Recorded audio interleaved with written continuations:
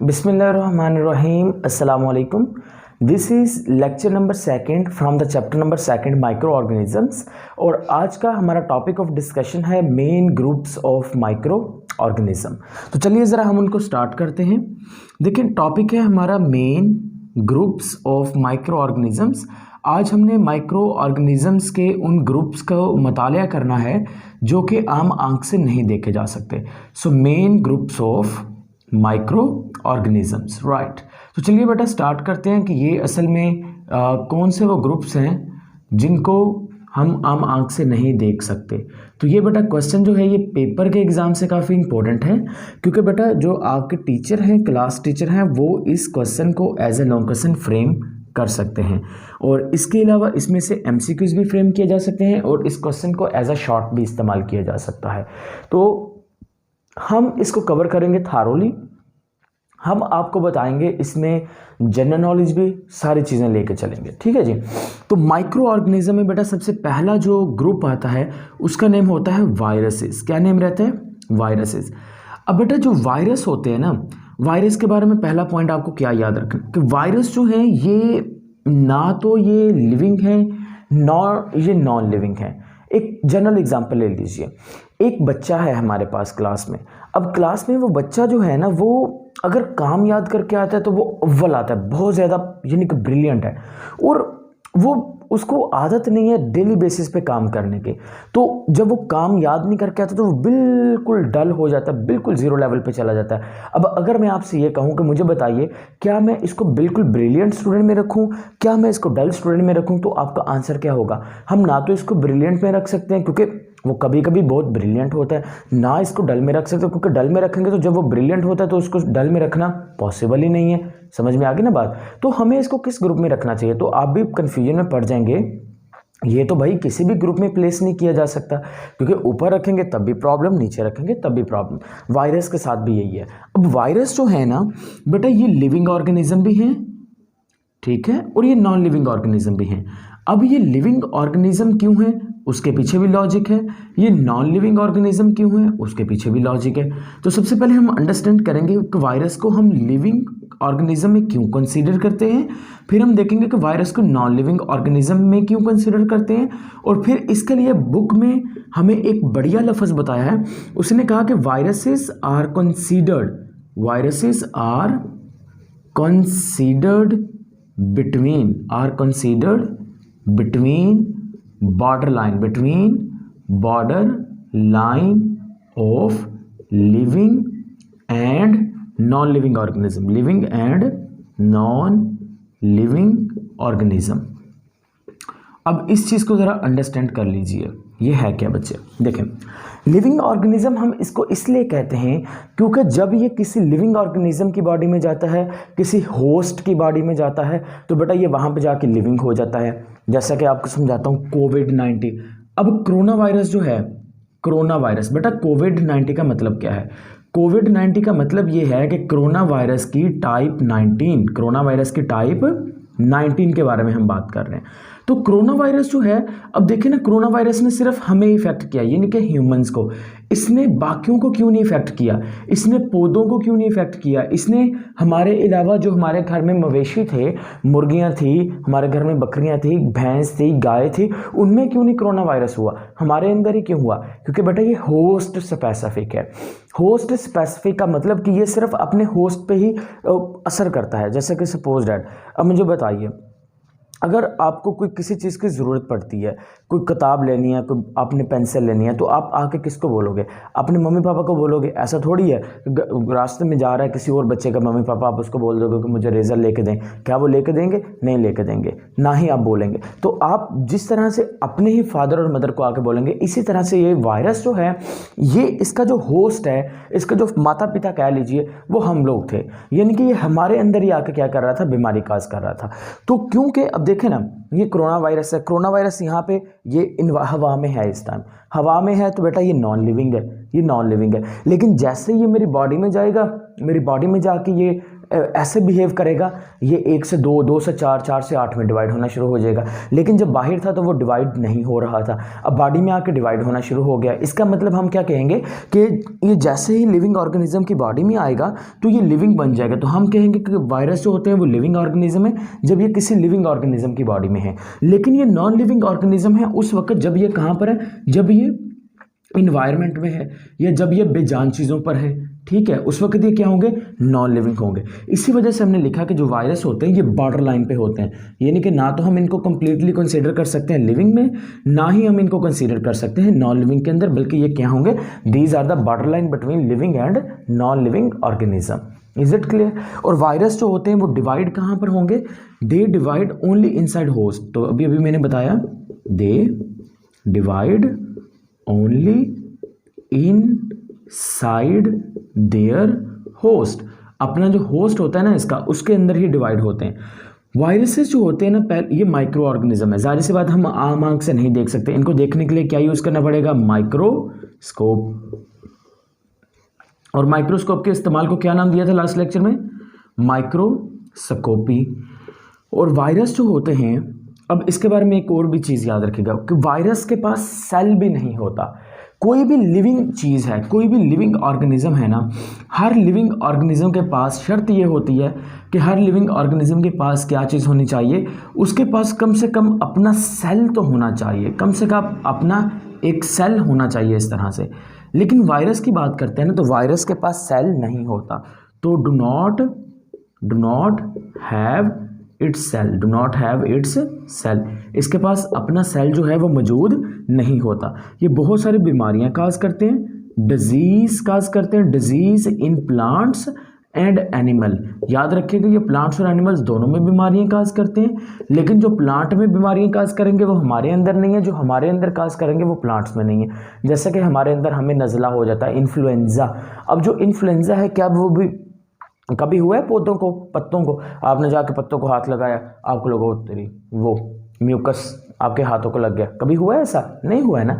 It's means that कि हमारी body में, एनिमल्स की बॉडी में, जैसे कि अगर हम बात कर लेते हैं इन्फ्लुएंजा, नज़ला, ठीक है, तो ये एक वायरस की वजह से है। इसी तरह से बात कर लीजिए कानपेड़े, ठीक है, मम्प्स, ये भी कानपेड़े बन जाते हैं ना, उसको मम्प्स कहते हैं, वो भी वायरस की वजह से होता है। इसी वजह से आपने पोलियो का नाम सुना होगा, पोलियो, तो ये पोलियो जो है जो हमारे अंदर हो रहा है ये भी किसी वजह से होता है, ये भी वायरस की वजह से होता है। Is it clear? So that is the whole discussion about the virus. अब हम एक दूसरा ग्रुप डिस्कस करते हैं। बेटा दूसरे ग्रुप का नाम है बैक्टीरिया। दूसरे ग्रुप का नेम क्या है? बैक्टीरिया। अब अगर हम बैक्टीरिया की बात करें, देखें बैक्टीरिया जो है ना वो एक दूसरे ग्रुप में रखे गए हैं। उसकी वजह क्या है, उसका लॉजिक क्या है, उसको अंडरस्टैंड करते हैं। ये भी माइक्रो ऑर्गेनिज्म है, ये भी माइक्रो ऑर्गेनिज्म है। अब आप क्वेश्चन ये कर सकते हैं कि माइक्रो ऑर्गेनिज्म को ग्रुप में क्यों रखा गया, क्योंकि बेटा पहली बात तो ये है कि हम इनको आम आंख से नहीं देख सकते। फिर मैंने कहा कि ये लिविंग और नॉन लिविंग के बीच में है, लेकिन बैक्टीरिया जो है ना ये लिविंग है। बैक्टीरिया क्या है? ये एक लिविंग होता है। Bacteria is a living organism. क्यों? नंबर 1 कि ये हमारी बॉडी में भी लिविंग है, हमारी बॉडी से बाहर भी लिविंग है। पहली चीज़ क्लियर होगी। दूसरी चीज़ ये होती है कि इसके पास has its own cell, has its own cell. इसके पास क्या होता है? इसके पास अपना सेल भी होता है। आप अज्यूम कर लीजिए कि बैक्टीरिया जो है वो कहाँ पे पाए जाते हैं। देखिए बैक्टीरिया हर जगह पाए जाते हैं, प्रेजेंट एवरीवेयर, प्रेजेंट एवरीवेयर। कहाँ कहाँ पे? प्रेजेंट इन वाटर, जो हम पानी पीते हैं उसमें है, प्रेजेंट इन एयर, जिसमें हम हवा लेते हैं, प्रेजेंट इन फूड, जो खुराक हम खाते हैं उसके अंदर है, एंड अदर इन्वायरमेंट फीचर।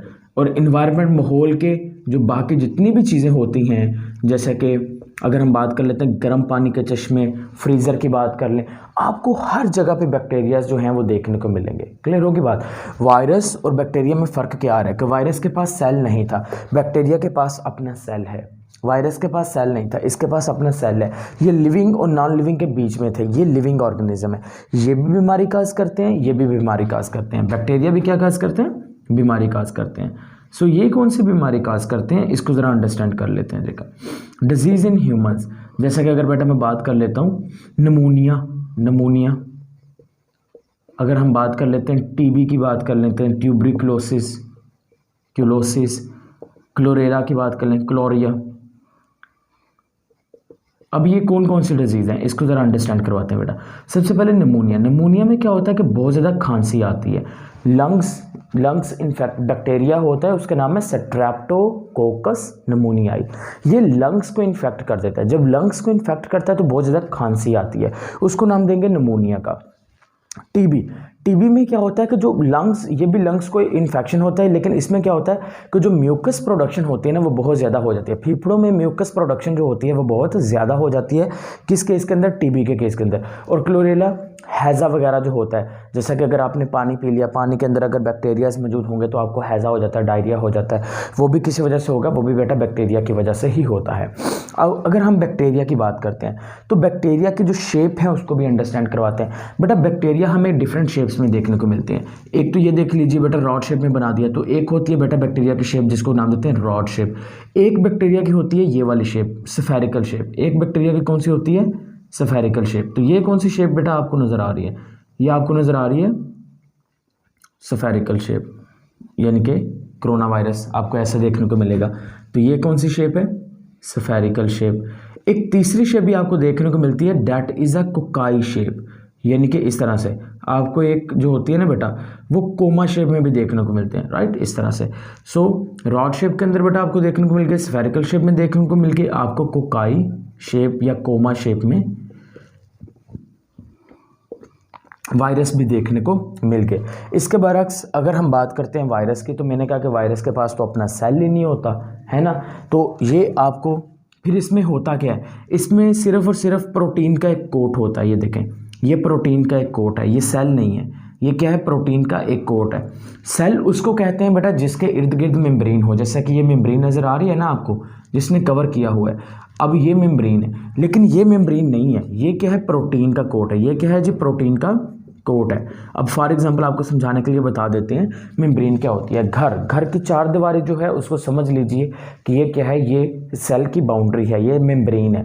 लेकिन जो कोट पहना हुआ है ये क्या है? ये प्रोटीन का कोट है। अब मैंने ये कोट पहन लिया, इसका मतलब ये थोड़ी है कि इर्द गिर्द जो है वो चार दीवारी हो गई है, दीवारें बन गई, ऐसे थोड़ी है। ये तो मेरे इर्द गिर्द है ना। तो इसी तरह से वायरस के इर्द गिर्द क्या रहेगा? प्रोटीन का कोट रहेगा और उसके अंदर उसका दिमाग रहेगा, यानी कि ये इंफॉर्मेशन रहने वाली है। ये दोनों में फ़र्क रहता है। इज इट क्लियर यहाँ तक? अब बेटा तीसरा ग्रुप देखते हैं। तीसरा ग्रुप जो है डेट इज़ अ फंजाई। तीसरा ग्रुप कौन सा जी? फंजाई का होता है। अब फंजाई क्या होते हैं? देखिए बेटा, फंजाई भी सम फंजाई, कुछ फंजाई जो होते हैं ना, some fungi are micro organism, some fungi are micro organism. सारे के सारे फंजाई जो हैं वो माइक्रो ऑर्गेनिज्म नहीं होते, कुछ फंजाई जो हैं वो माइक्रो ऑर्गेनिज्म रहते हैं। कुछ फंजाई हम आम आंख से भी देख सकते हैं। आपने खुम्बियाँ देखी होंगी ऐसे गोल गोल, है ना। अगर आप रेगिस्तान वाले एरिया में गए हैं तो बारिश के बाद आपको रेगिस्तान के ऊपर बहुत सारी खुम्बियाँ देखने को मिलेंगी, आपने वैसे भी देखा हुआ होगा, ठीक है। तो या फिर अगर हम बात कर लेते हैं तो बेटा ब्रेड जो है, ब्रेड के ऊपर पानी डाल के उसको कमरे में रख दीजिए, तो 2 से 3 दिन के बाद उसको आपको उसके ऊपर भी फंजाई जो है वो नज़र आ जाएगी। तो फंजाई को हम देख सकते हैं, लेकिन मैंने कहा कि कुछ फंजाई ऐसे होते हैं जिनको हम आम आंख से नहीं देख सकते, तो हमने उनको क्या नाम दे दिया? माइक्रो ऑर्गेनिज्म का। अब कौन से वो फंजाई हैं जिनको हम आम आंख से नहीं देख सकते? उसमें एक आता है यीस्ट। क्या आएगा बच्चे? यीस्ट। यीस्ट ना एक ऐसा फंजाई है जिसको आप आम आंख से नहीं देख सकते। अब यीस्ट का काम कहाँ पे होता है? आपने डबल रोटी तो खाई होगी, आपने नान भी खाया होगा। अब वो डबल रोटी और नान जो कि बहुत ही नरम होते हैं, खमीरे आटे से बनते हैं, अब वो कैसे बनाया जाता है? तो बेटा पता क्या किया जाएगा? सबसे पहले तो लिया जाएगा फ्लोर, आटा लिया जाएगा। अब वो जो आटा होगा ना, उस आटे के अंदर बेटा क्या होगी? शुगर वगैरह, यानी कि सब कुछ मौजूद होगा। फिर हम क्या करेंगे? वो जो आटा होगा ना, फ्लोर होगा, उस फ्लोर के अंदर हम क्या डाल देंगे? उस फ्लोर के अंदर हम डाल देंगे यीस्ट। उस फ्लोर में क्या डाल देंगे? यीस्ट डाल देंगे। यीस्ट के डालने की वजह से, उस फ्लोर में यीस्ट के डालने की वजह से वो जो फ्लोर होगा ना, उसका जो साइज़ होगा ना वो बड़ा इंक्रीज़ हो जाएगा। तो उसको हम कहते हैं फर्मेंटेशन या खमीरा आटा। क्या नाम दे देंगे? फर्मेंटेशन या खमीरे आटे का नाम दे देंगे। तो ये जो रोल होता है ये किसका होता है? यानी कि ये बेटा फंजाई का रहता है। इसी तरह से अगर हम बात करते हैं ब्रीविंग इंडस्ट्री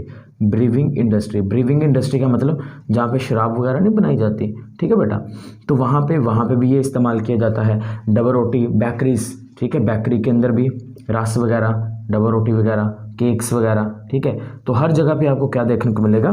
फंजाई जो है बेटा उसका रोल देखने को मिल जाएगा। So that is about the whole discussion about the main groups of the micro organism. If you have any sort of question you can ask in the comment section right now. लेकिन अगर आपको lecture समझ में आया है तो आप इसको अपने फेलोज़ के साथ लाजमी तौर पर शेयर करेंगे, या व्हाट्सएप के ग्रुप्स या फेसबुक के ऊपर आपकी जो आईडीज़ हैं वहाँ पर आप लोग लाजमी इसको ट्रोल करेंगे और वहाँ पे मैं आपको इंशाल्लाह फाइंड भी करूँगा। Okay guys, stay connected and अल्लाह हाफिज़।